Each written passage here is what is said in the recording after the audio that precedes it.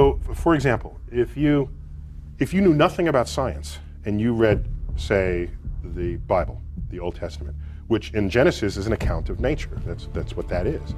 And I said to you, give me your description of the natural world based only on this.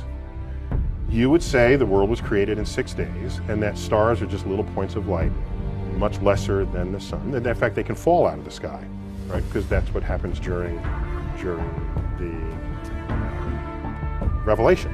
One of the signs that the second coming is that the stars will fall out of the sky and land on Earth. So to even write that means you don't know what those things are. You have no concept of what the actual universe is.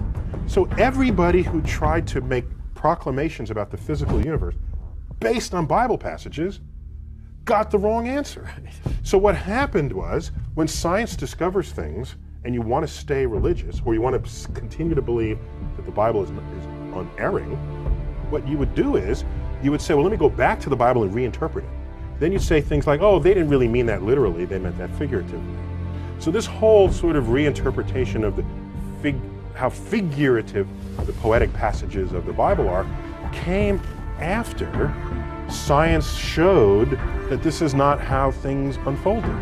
What is more likely?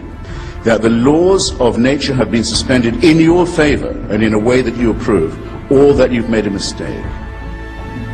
And in each case you must, and especially if you didn't see it yourself and you're hearing it from someone who says that they did. And why should they take offense that I don't believe in their God or any other God? And I'd say to them, you know, tell me the reasons why you don't believe in all the other gods, and that's the reason I don't believe in yours. Don't you sometimes feel sad about breaking all these myths apart? No, because I think it's some myths are deserve to be broken apart out of respect for the human intellect. That no, when you're writhing on the ground and froth is coming out of your mouth, you're having an epileptic seizure. You have not been invaded by the devil. We got this one figured out, okay? Religion has actually convinced people that there's an invisible man living in the sky who watches everything you do every minute of every day. And the invisible man has a special list of 10 things he does not want you to do. And if you do any of these 10 things, he has a special place full of fire and smoke and burning and torture and anguish, where he will send you to live and suffer and burn and choke and scream and cry forever and ever till the end of time. But he loves you. God that our neighbors believe in is essentially an invisible person. He is a creator deity who created the universe to have a relationship with one species of primate.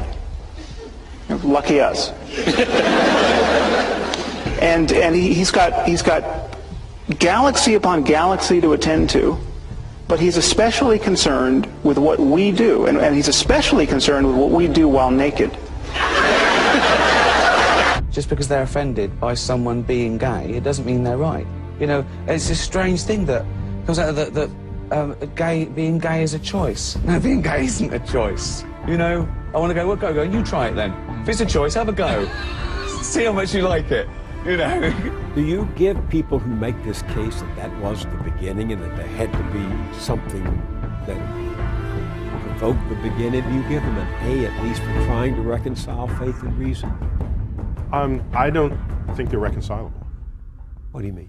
Well, so let me say that differently. All efforts that have been invested by brilliant people of the past have failed at that exercise.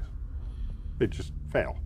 And so the track record is so poor that going forward I have essentially zero confidence, near zero confidence, that there will be fruitful things to emerge from the effort to reconcile it.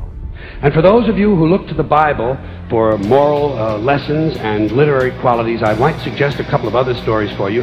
You might want to look at The Three Little Pigs. That's a good one. Has a nice, happy ending. I'm sure you'll like that. Then there's Little Red Riding Hood, although it does have that X-rated part where the big bad wolf actually eats the grandmother, which I didn't care for, by the way. And finally, I've often always drawn a great deal of moral comfort from Humpty Dumpty. The part I like the best, all the king's horses and all the king's men couldn't put Humpty Dumpty back together again.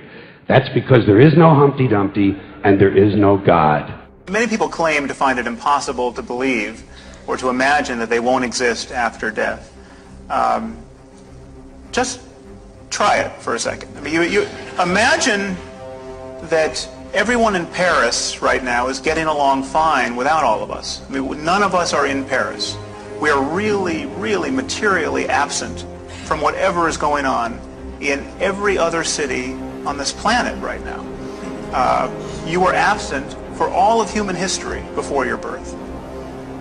The idea that you simply can't imagine not existing after death is really kind of just for lack of trying, I think. I say, fine, pray for anything you want, pray for anything, but what about the divine plan? Remember that? The divine plan. Long time ago, God made a divine plan, gave it a lot of thought, decided it was a good plan, put it into practice. And for billions and billions of years, the divine plan has been doing just fine. Now you come along and pray for something. Well, suppose the thing you want isn't in God's divine plan. What do you want him to do? Change his plan? Just for you? Doesn't it seem a little arrogant? It's a divine plan. What's the use of being God if every rundown schmuck with a $2 prayer book can come along and fuck up your plan? And here's something else, another problem you might have. Suppose your prayers aren't answered. What do you say? Well, it's God's will. Thy will be done. Fine, but if it's God's will and he's going to do what he wants to anyway, why the fuck bother praying in the first place? Seems like a big waste of time to me. Okay, just think about the Muslims at this moment who are blowing themselves up, convinced that they are agents of God's will. There is absolutely nothing that Dr. Craig can say against their behavior in moral terms, apart from his own faith-based claim that they're praying to the wrong God. If they had the right God, what they were doing would be good on divine command theory. Now, I'm obviously not saying that Dr. Craig or all religious people are psychopaths and psychotics, but this to me is the true horror of religion. It allows perfectly decent and sane people to believe by the billions what only lunatics could believe on their own. Okay, if you wake up tomorrow morning thinking that saying a few Latin words over your pancakes is going to turn them into the body of Elvis Presley, okay, you have lost your mind. Okay. But if you think more or less the same thing about a cracker and the body of Jesus, you're just a Catholic. You must realize that some people are going to go to your show at the planetarium and they're going to say, aha, those scientists have discovered God. Because God, dark matter, is what holds this universe together. Was that a question? It's a statement. You know they're going to say that. So the history of discovery, particularly cosmic discovery, but discovery in general, scientific discovery, is one where at any given moment there's a frontier. And there tends to be an urge for people, especially religious people, to assert that across that boundary into the unknown lies the handiwork of God. This shows up a lot. Newton even said it. He had his laws of gravity and motion, and he was explaining the moon and the planet. He was there. He doesn't mention God for any of that. And then he gets to the limits of what his equations can calculate. So can't quite figure this out. Maybe God steps in and makes it right every now and then. That's where he invoked God. And Ptolemy, he bet on the wrong horse, but he was a brilliant guy. He formulated the geocentric universe with Earth in the middle. This is where we got epicycles and all the machinations of the heavens. There was still a mystery to him. He looked up and uttered the following words: when I trace at my pleasure the windings to and fro of the heavenly bodies. These are the planets going through retrograde and back. The mysteries of it. When I trace at my pleasure the windings to and fro of the heavenly bodies, I no longer touch earth with my feet. I stand in the presence of Zeus himself and take my fill of pleasure. What he did was he didn't invoke Zeus to account for the rock that he's standing on or the air he's breathing. It was this point of mystery, and in gets invoked God. This, over time, has been described by philosophers as the God of the gaps. If that's where you're going to put your God in this world, then God is an ever-receding pocket of scientific ignorance. If that's how you're going to invoke God, if God is the mystery of the universe, these mysteries, we're tackling these mysteries one by one. If you're going to stay religious at the end of the conversation, God has to be more to you than just where science has yet to tread. So to the person who says maybe dark matter is God, if the only reason why you're saying it's because it's a mystery, then get ready to have that undone.